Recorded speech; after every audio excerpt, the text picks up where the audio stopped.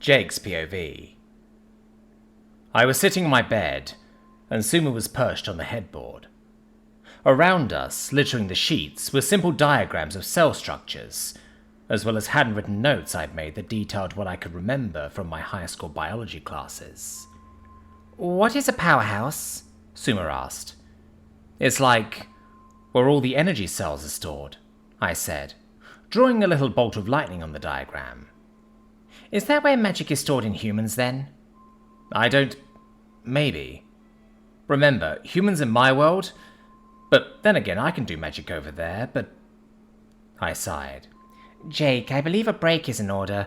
My beak is beginning to ache." She shook her head. "Besides, this is all quite a bit to learn." "Right, I'm sorry, it's just..." I looked down at my stump of a wrist. "If I can't learn how to use my inversion magic on my own spells, then you'll be the only one who can regrow my hand." "Yes, I know, but I need a break. Your people's anatomy is complex, and you know so much about it. To think all life is made up of smaller life. Why did you not tell me of this the last time you taught me about your world's healing? This is already more information than what I learned during my entire first month training as a healing mage. This is all too much at once." "Yeah, you're right. Okay, we can pick this up again later." Standing up, I said goodbye to Suma, and we parted ways. She went to the rest of the squad's room, and I headed for Captain Kigualis' office. There was something I wanted to ask him, but hadn't had the time, or really known how to approach it until now. His office had no door, but a large array of moulded vines that I parted with magic.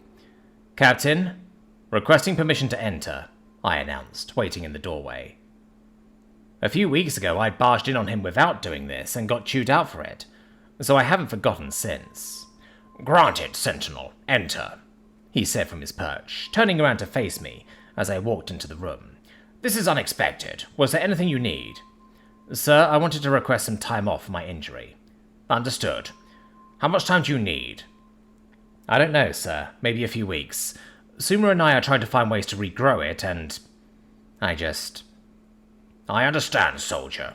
Losing a limb, it is not something I have ever experienced, though many Nume I have served with have been through similar events. Losing wings, talons, whole legs even. If you feel like you need some time off, then arrangements can be made. Officially, you are only registered as Private Suma's familiar, so the army cannot mandate that you be present, though you well know how important you actually are. I can approve some leave for Private Suma, and thus you in turn." "Thank you, Captain," I said. "I will make the arrangements, and have Lieutenant Datahu inform you of the details later. But Sentinel, if you need to talk with a specialist in what you are going through, the army has resources for this.